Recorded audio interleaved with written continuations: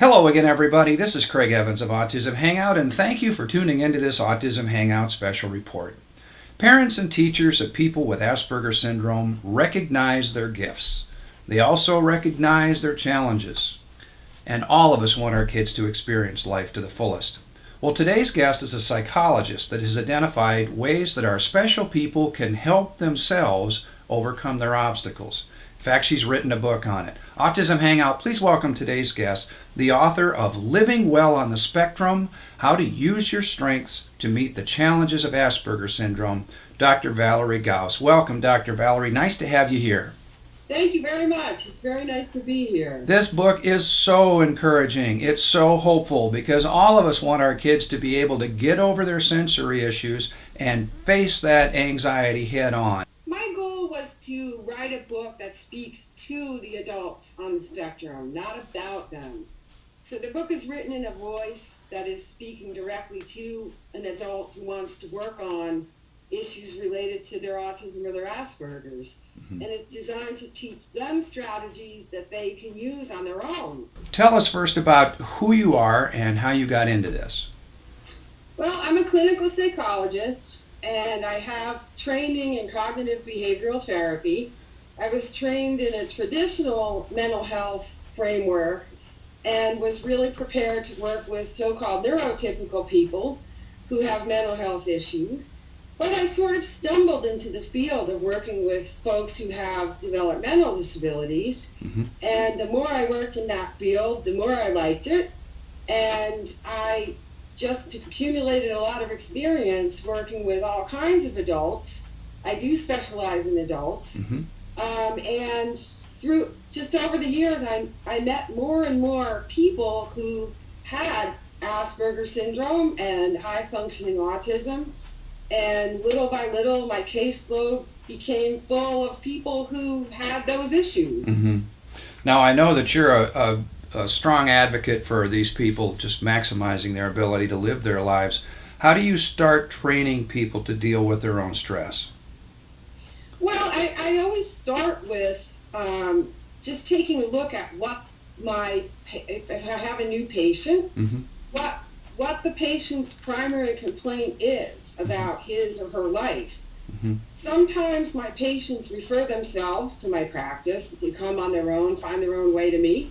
Other times they're referred by someone else. Could be another practitioner, could be a family member. I will always work on what the patient's primary complaint is first. Sometimes that doesn't match the complaint that the referral source has, but that is where we start. Whatever my patient is struggling with, usually it's some kind of goal that he or she has that they just can't get to. Something's getting in the way. So we'll start by defining the goal, figuring out what he or she really wants to achieve, and then figure out what the obstacles are to achieving that or to getting to that place.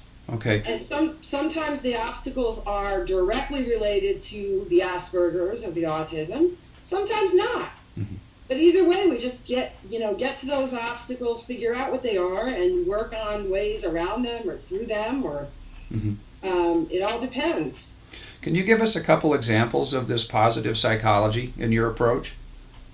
Yes, my approach is based on positive psychology, which is a fairly new movement in the field of psychology.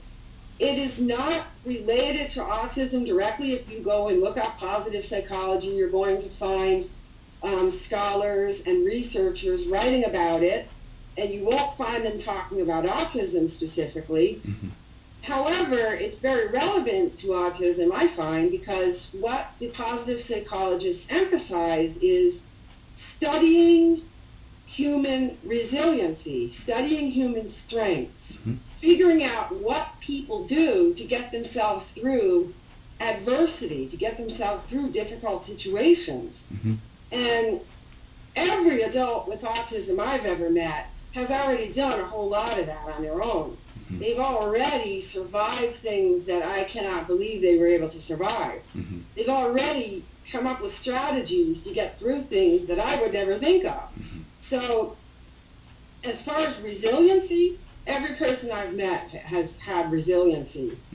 So that's why the study of resiliency is of interest to me, and I drew that into my work with people with autism because they already are very resilient. Mm-hmm. So I like to find whatever resiliency factors a patient has and capitalize on them, help the person build them up even more, mm-hmm. and use those strategies more often to mm-hmm. get through the daily stress that they are facing.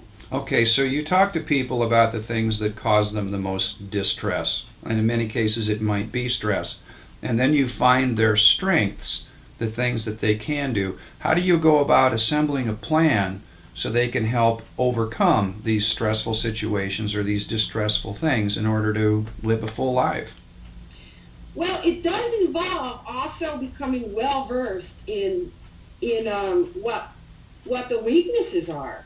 And weaknesses, that's not a term that's very popular in the field of developmental disabilities these days, or in the field of autism. We really don't like to talk about weaknesses, but the positive psychologists talk about weaknesses. Mm-hmm. So I always believe that you can get through almost anything if you know yourself. Mm-hmm. Know thyself, as the phrase goes. Mm-hmm. And the more you know what your weaknesses are as well as your strengths, the better equipped you are to either compensate for those weaknesses somehow with a clever strategy, or ameliorate the weakness or remediate the weakness by working on it in a targeted way. Mm-hmm. So to answer your question about making a plan would involve entering a stressful situation with a set of ideas on how you're going to address your weakness or your vulnerability in that situation, and then also some ideas about strategies you'll use to capitalize on what your strength is when you face that difficult situation. Mm-hmm. Okay, that's excellent. Perhaps we could take a very brief example here. My stepson Nolan has sensory issues to sounds, sights, and smells, and yesterday we had to take him through a busy Atlanta airport. All afternoon we were dodging meltdowns. Even though we try to use things like earplugs to help with the sound, there's still so much commotion going on. How would you approach somebody like Nolan in this situation? Well, I would work with him to articulate, either through words, through writing, through pictures, articulate the specifics about what is most stressful for him. Mm-hmm.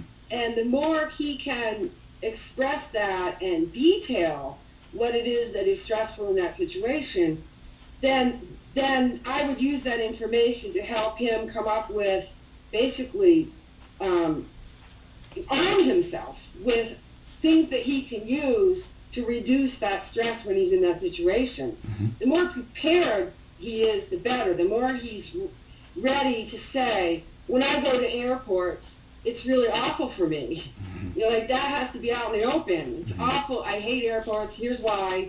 And then, but here's what I do to help myself with those things. So it might be earplugs. It might be a strategy to go to a safe place if he's really feeling overwhelmed. Mm-hmm. It might be having a safe person, perhaps someone in your family that he is most soothed by. It could be, it's going to come from him, mm-hmm. but I would use a session or two to really detail the airport scene. Excellent. And get the whole thing down on paper, what exactly it is about the airport scene, like exactly step by step. Excellent. Okay, Dr. Gaus, the name of the book again is Living Well on the Spectrum, How to Use Your Strengths to Meet the Challenges of Asperger Syndrome. Where can people go to get more information?